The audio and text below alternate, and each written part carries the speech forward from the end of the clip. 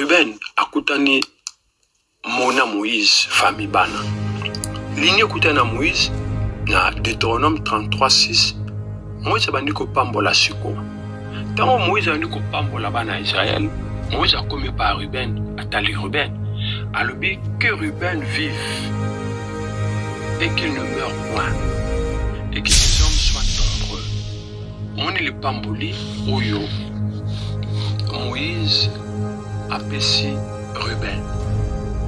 Alobi que Ruben vive et qu'il ne meurt point. Dans tout le tout à l'heure que quand l'âme est attachée à la poussière, ils allaient voir. L'âme ne vit plus, l'âme est morte et mon temps vivrait à l'ouest à Koufa. Et bien aimé, il y a un secours. Moïse, dans le côté de Ruben, a banni la vie. Parce qu'à ce moment-là, atambola na maloba oyo boma misala nae atambola na maloba oyo boma libala nae atambola na maloba oyo boma vie de prière atambola na maloba oyo boma ministère ekufa atambola na maloba oyo boma ba relation. Oh sérieusement, merci beaucoup. Je ne savais pas qu'elle est la débat qui n'a récolté robe, sachant que... Enfin, je ne savais pas qu'elle est la solo. Vous savez, il n'a pas bien fait mon raté. Oh là là, je suis trop satisfaite là. J'ai envie de tout. Sérieux. Oh là là. Wow, mais t'as vu ça? Oh mon Dieu, c'est trop beau. Merci beaucoup en tout cas. Oh mon Dieu, c'est pas possible, tout est si beau. Voilà. Merci. Ah oui, tu vois, la mec est satisfaite, donc c'est bon. Madame, à la boutique La Bonne Sémence, aux oignons soulignés, quel que soit chaussures, parfum, habits, pantalons, tous en oignons, tous en loin à commune à Barumbu, Pemeli à hôtel, Facal, juste devant Prince, tous en collé devant terrasse Moïse à donc facilite mon au retrouver. Nous aux en besoin des à Merci beaucoup. En tout cas, tu m'emballes ça, j'ai envie de tout prendre, bien sûr. Et ça, j'ai payé, c'est gratuit. En échange des marrons que tu as gâchés, hein. Merci beaucoup. En tout cas, je ne savais pas que j'allais trouver tout ça. Je suis vraiment satisfaite. Maman, Valérie, pardon. Oh là là. Je ne savais pas que des chaussures comme ça. Oh, merci. Maman, Valérie, pardon. Son a dit qu'elle est annoncée, ça me rognon, ça.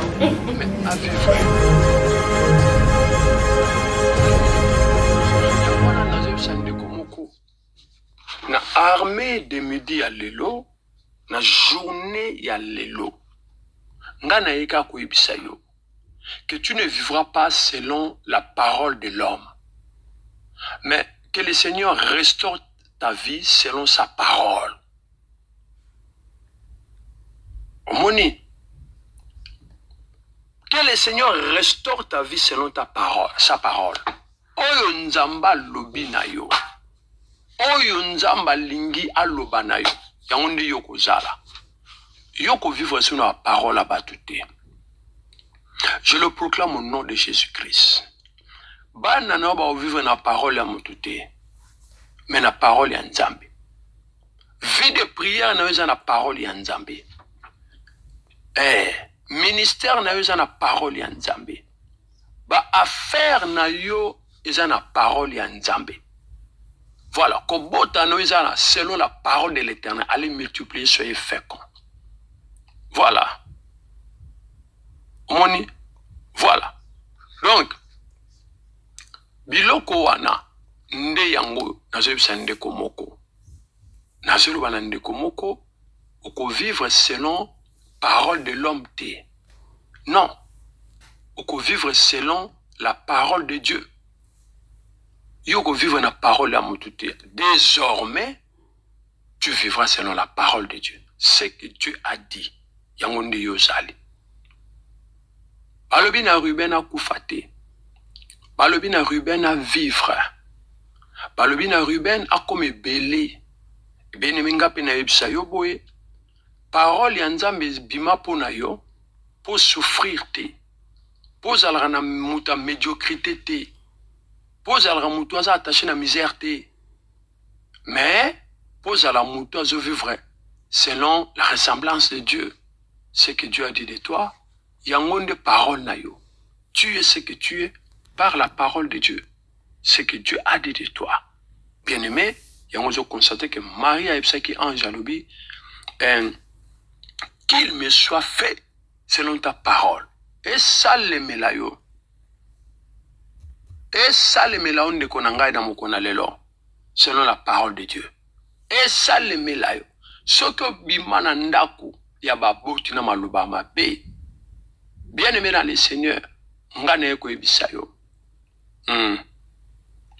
Ngane eko ebisayo.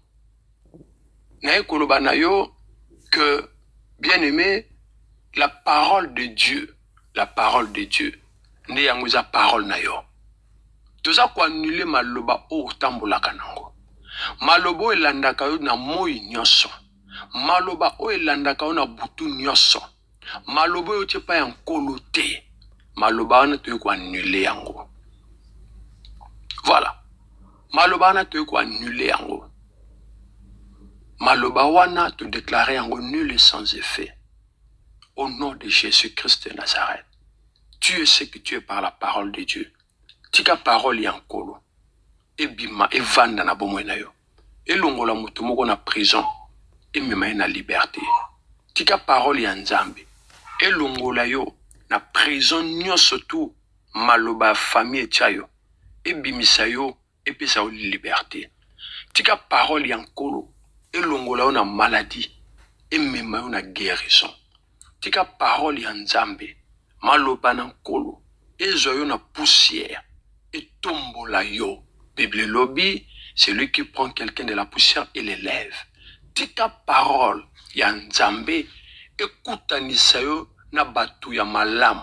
Et tombola yo. Tika parole ya nkolo. Epesa yo longue vie.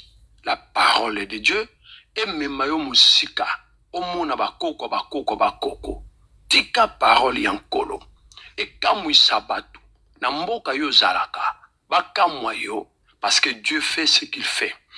Tika parole ya Nzambe. Et protégeaka yo. Alobina malobanae. L'ange de l'Éternel campe autour de ceux qui craignent Dieu. Et les arrache au danger. Tika parole ya Nzambe. Et memayo na distinction. Bandeko. Reçois-le au nom de Jésus-Christ. Tozana semaine na bisu ya sika.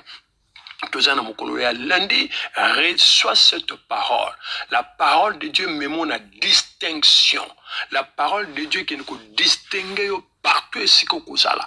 Parole ya Nzambe tambola na yo, grâce lata yo lokola elamba et que okende mosika. Oko vivre selon la parole ya ba sorciété. Oko vivre selon la parole ya ba sirène des eaux. Oko vivre selon la parole ya ba magicien té, ya ba nganga té. Eh bien aimé, tu